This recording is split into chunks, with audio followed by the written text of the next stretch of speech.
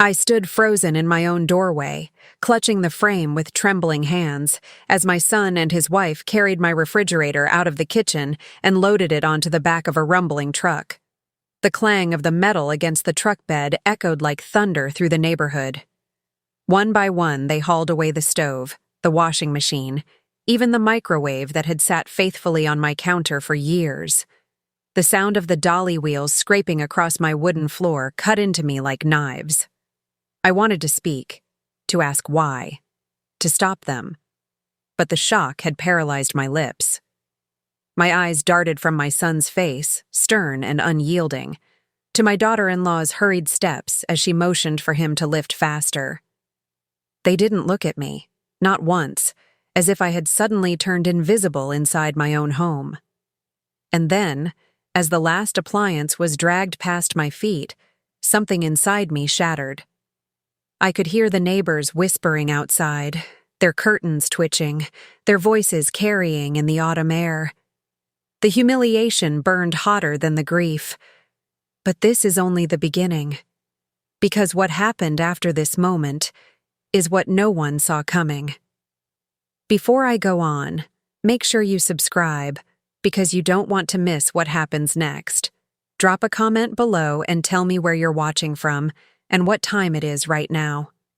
This story is going to test what you believe about family, love, and betrayal. And I promise you, you're going to have an opinion. Now let me take you back to when it all began. I am Margaret. I am 67 years old, and until that day, I believed that kindness and giving were the roots of family. My life was simple, but it was full. I wasn't rich, no, but I lived by something my father taught me when I was a child. When you have 2 loaves of bread, give one away. You never know when you'll be hungry yourself.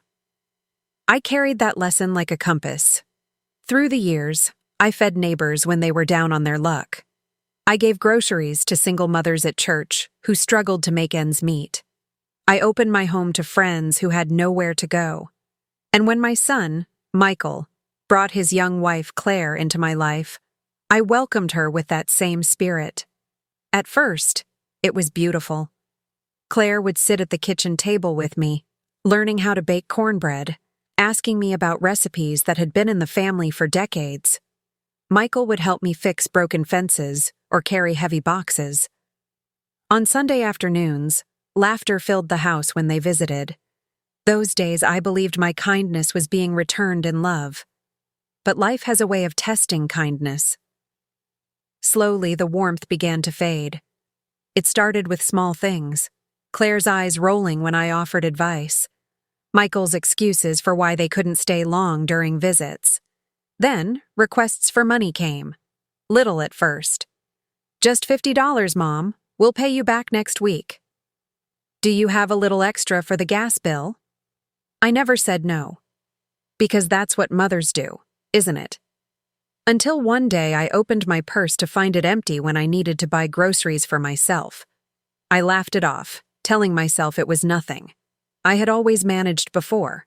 I would manage again. But there was something else. A quiet tension that began to slip into the air whenever they walked through my door. Claire's voice was clipped. Michael's smile looked more like a mask than the grin of my little boy. Sometimes, I caught them whispering to each other in the corner of the room, their heads bent close, glancing my way when they thought I wasn't watching. I told myself it was in my imagination. But deep down, my heart knew. Something was changing. Still, I carried on. I cooked them meals when they visited. I made sure they had groceries to take home. I even gave them the spare bedroom when they said they needed a place to crash for a week. That week turned into a month, and then 2. My house became less mine and more theirs. And then came the day I'll never forget. It was a Tuesday morning. I had just finished folding laundry when I heard the roar of a truck outside. The sound rattled my window panes. I peeked through the curtains and saw Michael backing a rented truck into my driveway. Claire hopped out of the passenger seat, her hair tied up, her face set in determination. At first, I thought maybe they were helping me with something. Maybe they had a surprise for me. My heart, foolish as it was, still wanted to believe in the best. But when Michael walked in without knocking and headed straight for the kitchen, my chest tightened. Claire followed, carrying straps and ropes. And then, without a single word to me, they began. The refrigerator was unplugged, the stove unbolted. The washing machine dragged across the tile, leaving scratches in the floor I had polished by hand for years. I tried to speak, but my voice cracked. "Michael, Claire, what are you doing?" They didn't answer. Not once. They just kept moving, their arms and faces set like stone. And as I stood there, watching my life being carried out piece by piece, a terrible question formed in my mind. Why? But before I could even find the strength to ask it out loud, something else happened, something that changed everything, and left me gasping for breath. Just as Michael and Claire hauled the last appliance across the threshold, the sound of metal scraping against the doorframe, I heard a voice outside. "Hey! What's going on here?" It was my neighbor, Mr. Thompson. He had come out of his house across the street, shielding his eyes from the sun. His gaze bounced from the refrigerator wobbling on the dolly to my face in the doorway. For a moment, I thought salvation had arrived, that someone had seen the madness for what it was. But Michael didn't flinch. He tightened his grip on the refrigerator and barked back, "Just moving stuff that belongs to us." The words struck me like lightning. Belongs to us. Mr. Thompson frowned but didn't move closer. He looked uncertain, as if debating whether to intervene or not. His hesitation only made the shame rise hotter in my chest. I wanted to scream, to beg him to step in, but all I managed was a shaky wave of my hand, as though telling him everything was fine. My pride spoke louder than my pain in that moment, and he, taking me at my signal, simply nodded and went back inside. When the truck's door slammed shut and the engine roared, the ground seemed to tremble beneath me. They drove off with half of my home rattling in the back. I collapsed into a chair at the kitchen table, the same table where I had once laughed with them over Sunday dinners. Now it sat in an empty kitchen, a hollow room echoing with silence. I pressed my palms against my face, and for a few minutes, I let the tears fall. Not just because my belongings were gone, but because I couldn't recognize the boy I had raised in the man who had just taken from me so mercilessly. Still, even in that moment of despair, my mind drifted back to memories of kindness, because that's who I was. I thought of the day Michael came home from school at 10 years old, bruised because a bigger boy had pushed him down. I remembered holding him on the porch steps, whispering to him about empathy. "You don't know what pain someone else carries, son. Be kind, even when it's hard." Was this his pain showing now? Had life hardened him in ways I didn't see? The thought didn't excuse his actions, but it tugged at the strings of my heart. Mothers don't stop loving, even when they're wounded. The hours passed slowly that day. I tried to make tea, forgetting my kettle was gone. I tried to warm leftovers, forgetting my stove was missing. Each absence was a fresh reminder. Still, I told myself, tomorrow I will find a way. I always have. But that night, oh that night, I was awakened by a sound that made my blood run cold. A car pulled into my driveway. Headlights swept across the walls of my bedroom. I sat up in bed, clutching the blanket to my chest, listening as the engine cut off and doors slammed shut. Footsteps approached, heavy, deliberate. And then, my doorknob rattled. They were back. The doorknob rattled harder this time, metal against metal, twisting and jerking as though someone was testing the lock. My chest tightened, and I held my breath. The clock on my nightstand glowed 2:17 a.m. The house was darker than ink, every shadow stretching like a warning across the walls. For a moment, I thought maybe I was imagining it, that fear was playing tricks on my tired mind. But then came the knock, a sharp, impatient pounding that echoed through the silence of the house. I crept to the living room, my knees stiff, my feet barely brushing the floorboards. The curtains shifted slightly as I pulled them back. Outside, the truck was parked in my driveway again. And there, standing in the cold night air, were Michael and Claire, my own son, at my door again. But why now? Why in the middle of the night after stripping my home bare? The pounding grew louder. "Mom! Open up!" His voice rang through the door, deep and commanding. Claire's figure hovered behind him, arms crossed, eyes darting left and right as though she didn't want the neighbors to see. I froze. 1,000 questions filled my mind, but one swallowed all the rest. What more could they possibly want? I didn't answer. My hand rested on the doorknob, trembling, but I couldn't bring myself to turn it. Something in Michael's tone felt different, harsher, heavier, as if kindness had been buried under layers of anger I didn't understand. When I didn't answer, the banging stopped. Silence pressed in around me, thick as fog. I dared to think maybe they'd given up. And then slowly, the sound of footsteps circled the house. Gravel crunching, boards creaking, shadows shifting across my windows. They were checking for another way in. I backed away from the door, heart pounding so loud I was certain they could hear it through the walls. My breath came fast and shallow. This was my home, my safe place, and yet I felt like a stranger inside it. In that moment of terror, I thought back to the lessons I had lived by all my life. Kindness first, I had always said. Kindness is never wasted. But as I stood in my own living room, with the people I loved most circling me like strangers, I asked myself a question I had never dared to ask before. What happens when kindness is taken for weakness? I thought of my husband, gone these past 10 years, and how he would have handled this. He had always been strong, steady, unshaken. He would have opened the door with a firm hand and demanded answers. But I was alone now. Alone, except for the memories that haunted the walls of this empty house. The footsteps stopped suddenly. Then came the sound of glass. A faint tap-tap, followed by a sharp crack. I turned toward the kitchen. The window. Something, or someone, was pressing against the glass. And just as I reached for the phone to call for help, the window shattered inward with a crash, sending shards flying across the floor. The glass exploded across the floor like rain in a storm, scattering into glittering fragments that caught the pale light of the moon. I stumbled backward, shielding my face with my arms, the phone slipping from my trembling fingers.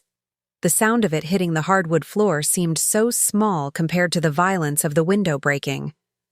And then, Michael's arm appeared. My son's arm, the same arm I had once held as he learned to walk, now reaching through broken shards, unbothered by the cuts that surely marked his skin. His hand twisted, unlocking the latch from the inside. The window gave way, and in seconds, Michael was inside my kitchen. His shoes crunched on the shards. Claire followed close behind, stepping carefully, her eyes darting everywhere except at me. "Mom," Michael said, his voice flat. "We need to talk." Talk. After hauling away my appliances, after returning in the dead of night, after breaking into my home, they wanted to talk. I pressed myself against the wall, my knees trembling. My voice came out barely more than a whisper. "Why are you doing this?" He didn't answer right away. His jaw clenched, his eyes hardened. There was something in his face I hadn't seen since he was a teenager, a kind of storm brewing beneath the surface. Claire tugged at his arm as though urging him to hurry, but he brushed her off. The silence stretched, heavy and suffocating. And in that silence, my mind drifted, back to gentler times. I remembered the night when Michael was 13 and had failed his math test. He had stormed into the house, furious, throwing his backpack to the ground. I had sat with him at the kitchen table for hours, working through problems step by step, not because math mattered so much, but because he needed someone to remind him he wasn't a failure. By midnight, when he finally solved the last question correctly, the joy on his face was brighter than the stars outside. That was my boy. That was my son. How had that boy become this man standing before me now? "Mom," Michael repeated, louder this time, "we don't have a choice." His words cut through my thoughts, but before I could even ask what he meant, Claire stepped forward. Her voice was sharp, impatient. "Just tell her, Michael. She's going to find out anyway." The air thickened, every second stretching like hours. My heart pounded in my chest. Find out what? What was it they were hiding from me? Michael turned his head toward Claire, his eyes narrowing. And then, in that tense, breathless moment, he raised his voice, shouting words that made my knees buckle beneath me. "Mom, they're coming here tonight, and if we don't do this, none of us are safe. Mom, they're coming here tonight, and if we don't do this, none of us are safe." The words hung in the air, heavier than the broken glass at our feet. My son's voice shook as he said them, though he tried to mask it behind a tone of command. Claire's face tightened, her eyes shifting toward the window as if expecting headlights to sweep across the yard at any moment. I stared at them both, trying to steady my breath. "Who?" My voice cracked. "Who is coming?" Michael ran a hand through his hair, pacing across the kitchen like a caged animal. His eyes darted from me to Claire and back again, as though deciding how much to tell. Finally, he slammed his fist against the countertop, or what was left of it without the appliances. "You don't need to know who," he snapped. "You just need to trust me." Trust. The word struck me like a cruel joke.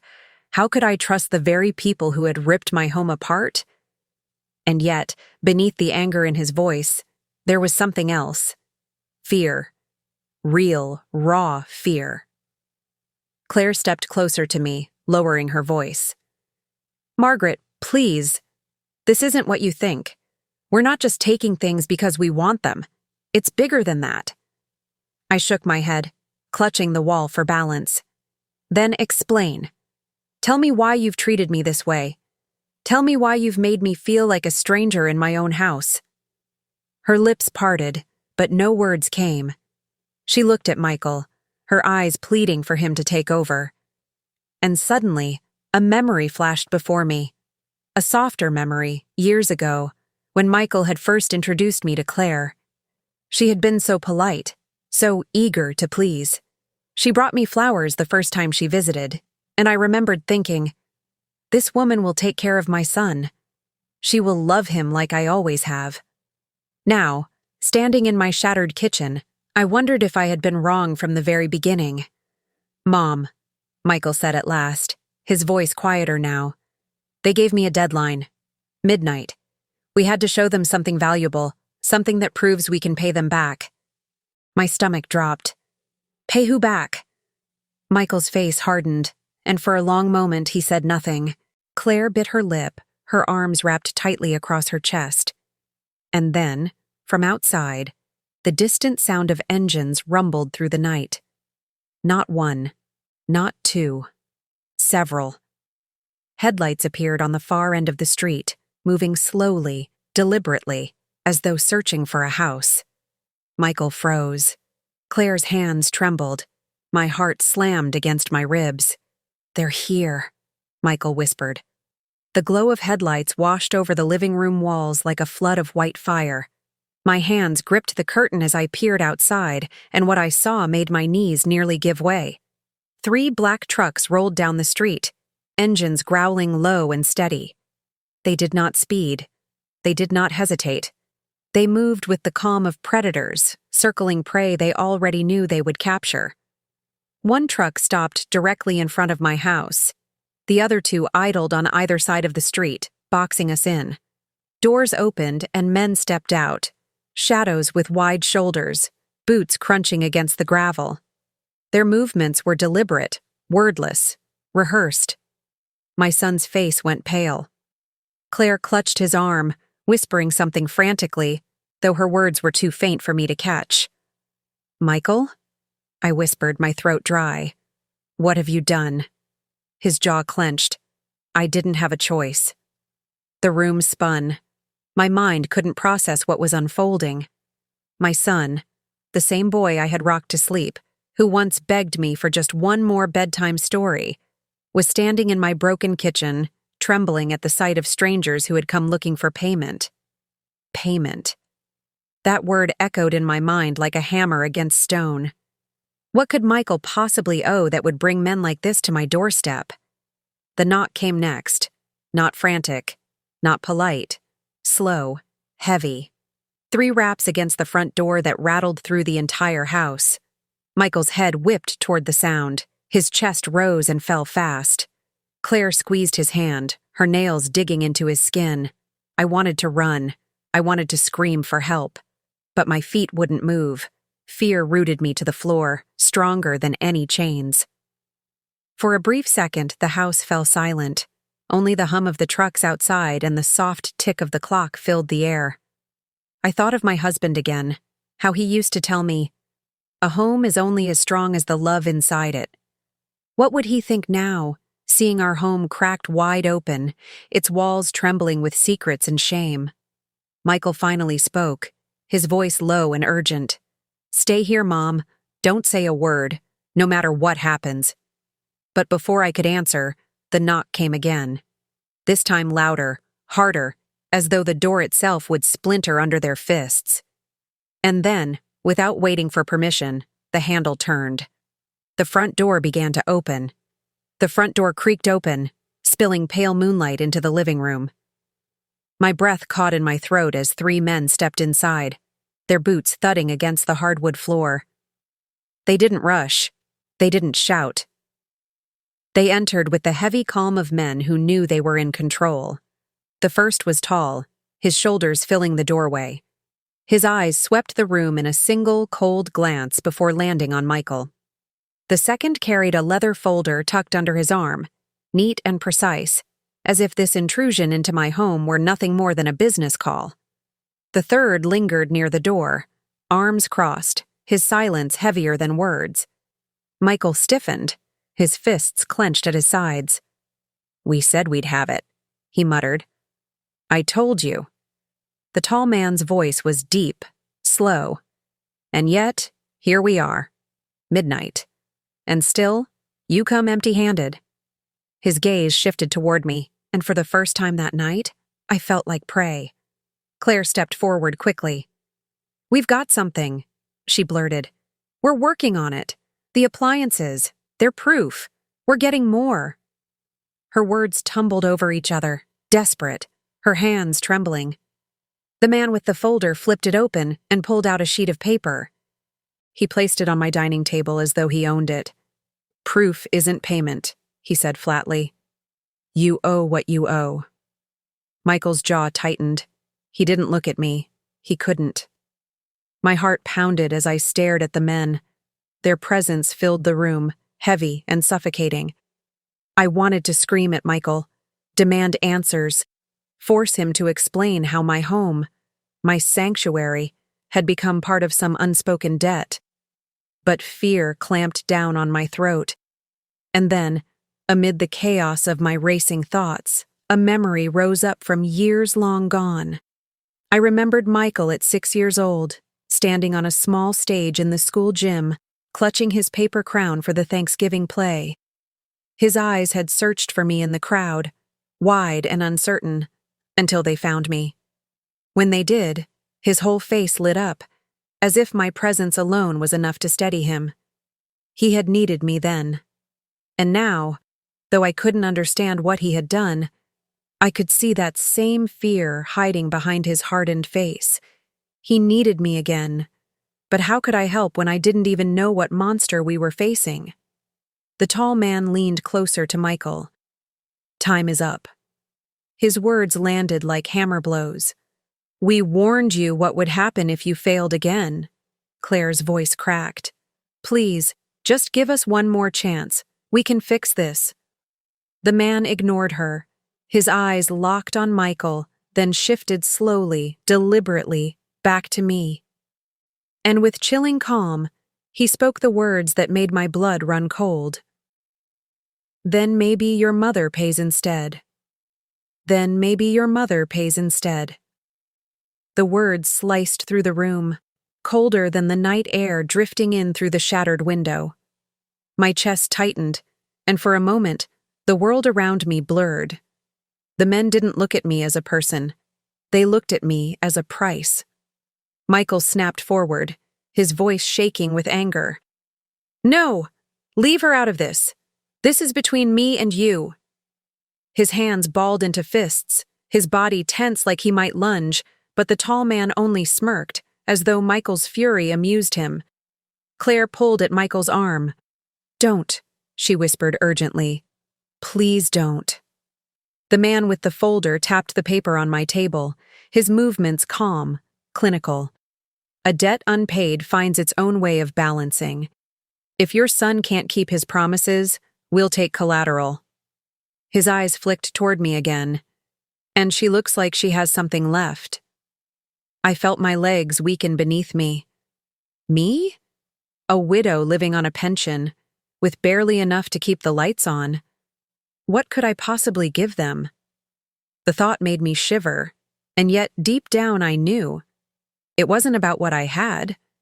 It was about what they could take. Michael turned to me then, his face pale, his lips trembling. "Mom, I'll fix this. I swear I will. Just don't say anything. Please." And for a brief second, time seemed to slow. I looked at him, my son, the boy I had raised with love and sacrifice, and I saw the truth I hadn't wanted to face. He was drowning in something bigger than himself, something dangerous. And in his desperation, he had dragged me into the undertow. But even in my fear, even in my heartbreak, a piece of me remembered what I had always believed. Kindness, even when it's hard, even when it costs something.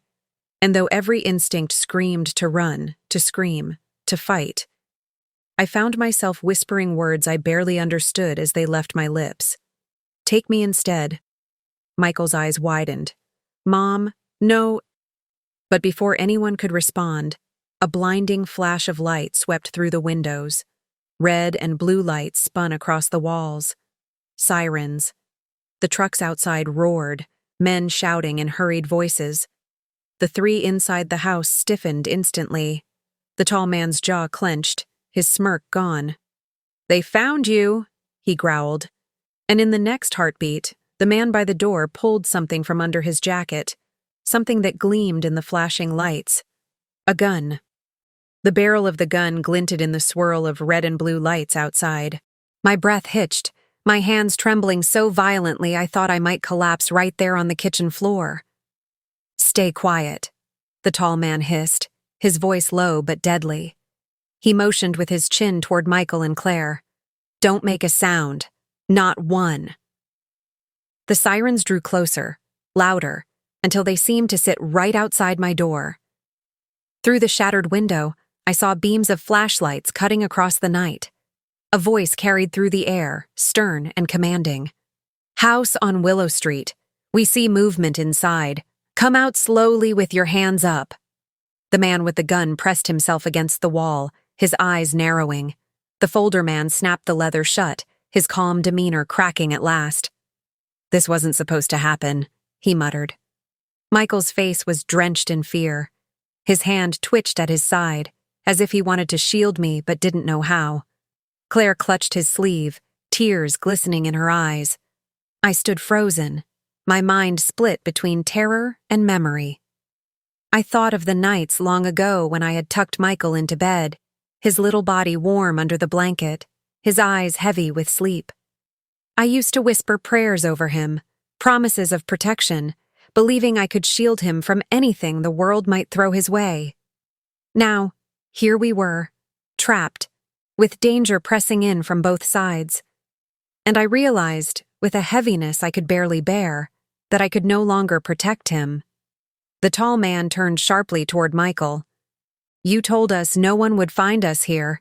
You said this place was safe." Michael's mouth opened, but no words came. His silence was its own confession. The pounding at the door came next. "Last warning! Step outside now!" The tall man swung the gun toward me, and my blood ran cold. "If we go down," he snarled, "she goes first." Michael lunged instinctively, his hand shooting out to push the weapon away. The gunman shoved him back with brutal force, and Michael stumbled into the corner, crashing into a chair that splintered under his weight. Claire screamed, her voice breaking in the chaos. The sirens wailed louder, the voices outside commanding us to come out. The men inside shouted at each other in hurried, angry tones. And then, before anyone could move further, another sound shattered the air. A single gunshot. The blast tore through the silence, a deafening crack that left my ears ringing. My heart slammed against my ribs as I stumbled backward, gripping the edge of the table to keep from collapsing. For a moment, time seemed to stop. Smoke curled from the barrel of the gun. Claire's scream echoed against the walls. Michael was on the floor, his hands clutching at his side. "No!" My voice broke as I dropped to my knees beside him. His eyes squeezed shut, his breath ragged and shallow. Blood seeped through his shirt, dark and spreading fast. "Get away from him," the tall man barked, the gun still raised. His hand didn't tremble. His face didn't change. He looked at my son's pain as if it meant nothing. Claire sobbed, throwing herself across Michael's chest. "You didn't have to do this. You didn't have to shoot him." The man with the folder snapped coldly. He wasn't cooperating. This is what happens when promises are broken. I pressed my hands against Michael's wound, desperate to stop the bleeding, whispering through tears. "Stay with me. Please, stay with me." My mind raced back to the days when I used to patch his scraped knees, blow on his cuts, kiss his forehead, and tell him everything would be all right. But this was not a scraped knee, and I was no longer a mother who could fix everything with love and a bandage. Outside, the police shouted again, "Hands where we can see them! Step outside now!" The men exchanged looks, their calm veneer starting to crack. The tall man snarled under his breath. "We can't stay here." Claire's voice shook. "Then let us take him to the hospital, he's dying." But instead of answering, the man with the gun turned toward me. His eyes were cold, calculating, as though weighing options. "She comes with us," he said, pointing the gun at me. "Insurance. If they corner us, she's the shield." Michael's bloodied hand gripped my wrist weakly. His lips parted, and in a hoarse whisper, he forced out words that froze me in place. "Don't go with them." Tears blurred my vision. I wanted to promise him I wouldn't. I wanted to tell him everything would be all right, like I had so many times before. But the tall man was already moving toward me, the gun steady in his grip. And just as he reached out his free hand to grab my arm, the front door exploded inward. The police had forced their way in. The door crashed open with a splintering roar, wood flying like shards of glass. In stormed the officers, flashlights slicing through the chaos, weapons drawn and voices booming. "Police, drop your weapons now." The tall man whipped around, shoving me in front of him like a shield. His arm locked around my chest, the cold steel of the gun pressing hard against my temple. I gasped, frozen, my body trembling as the room filled with light and commands. "Let her go," one of the officers shouted, his stance firm, his finger tight against the trigger. "This doesn't end the way you think." But the man only laughed, a sharp, hollow sound. "Oh, I know exactly how this ends." Michael groaned on the floor, blood pooling beneath him, his hand reaching weakly in my direction. Claire hovered over him, her body shaking, torn between staying with him and watching helplessly as I was dragged further into danger. I tried to steady my breath, but my chest was tight, my heartbeat racing against the gun barrel. My thoughts flew wildly, to the garden I used to tend, to the church on Sundays, to the meals I had cooked with love. All those quiet, ordinary moments of a life built on kindness. And here I was, one step away from being erased in an instant. "Listen to me," one officer said, his voice lowering, softer but firm. "You don't want to do this. Put the gun down. No one else has to get hurt." But the tall man's grip only tightened. "I said I'm not going back. You take one more step and she's gone." The folder man darted toward the back door, but another officer swung in from outside, blocking the path, weapon raised. "Stop right there!" The house felt smaller and smaller with every second, the air thick, suffocating, the red-blue light spinning through the broken window. Every heartbeat was a countdown, and then, without warning, Claire screamed, "Gun! He's reaching again!" The second man, the one by the door, was pulling a weapon from his jacket. The officers spun, shouting over each other, weapons snapping toward him.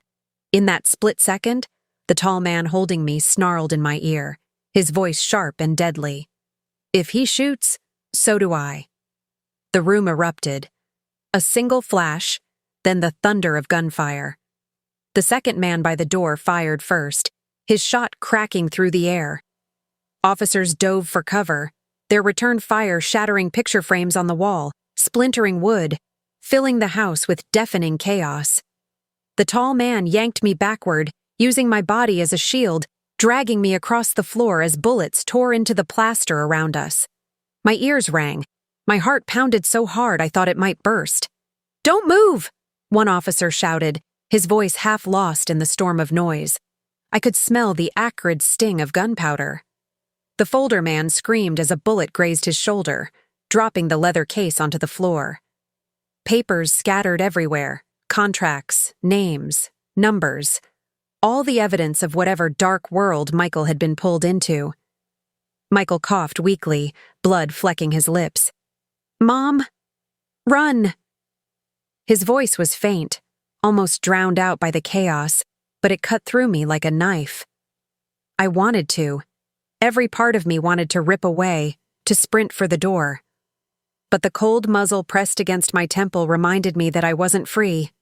Not yet. The tall man's voice boomed above the firefight. "Stand down, or she dies." The officers held their ground, their weapons trained on him, their faces grim.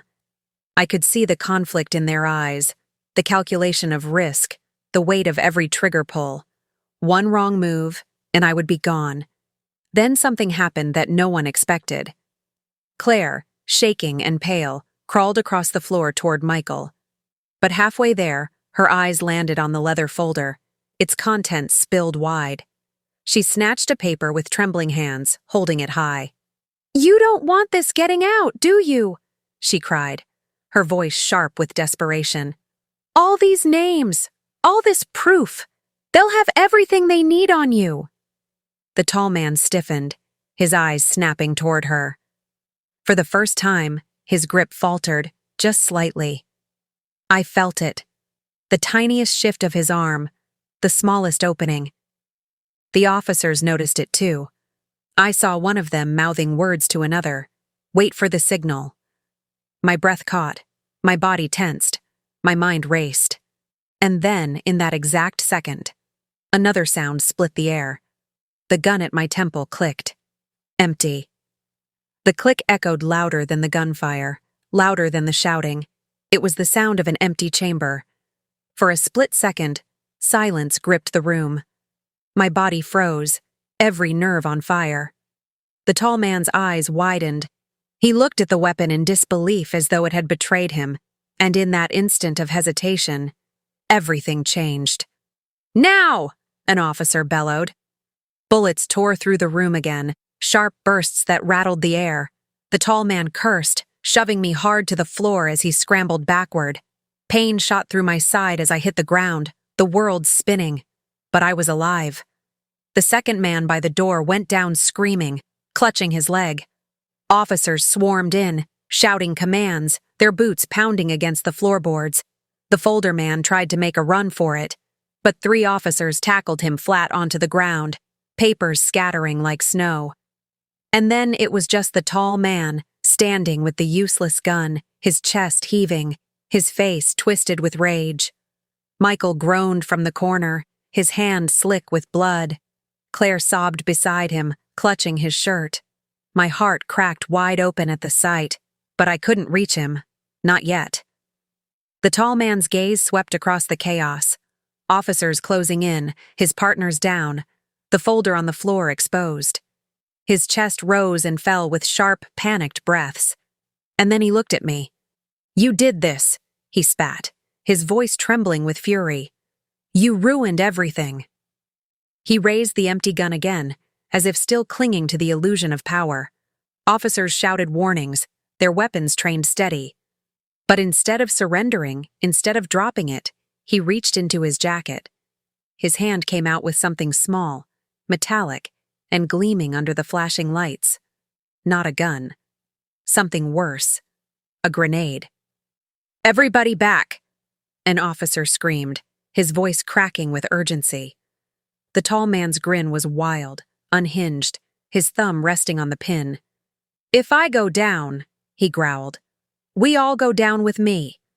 The small metal grenade gleamed in his hand, the pin half pulled, his thumb pressing tight against it. Time slowed, the sirens outside fading into a low hum, every eye locked on him. "If I go down," the tall man roared, spit flying from his mouth, "you all go down with me?" "Drop it," an officer screamed, his voice desperate, raw.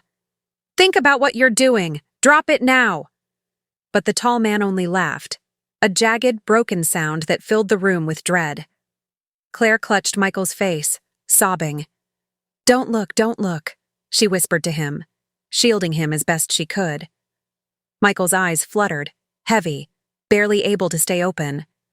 My boy, bleeding, fading, my soul ached, and I knew. If this man let go, none of us would walk out alive. I pushed myself up from the floor, my body aching, trembling. My knees felt weak, but my voice rose above the chaos. "You don't have to do this." The tall man snapped toward me, eyes blazing. "Shut up!" But I stepped forward anyway. "I mean it. You don't have to.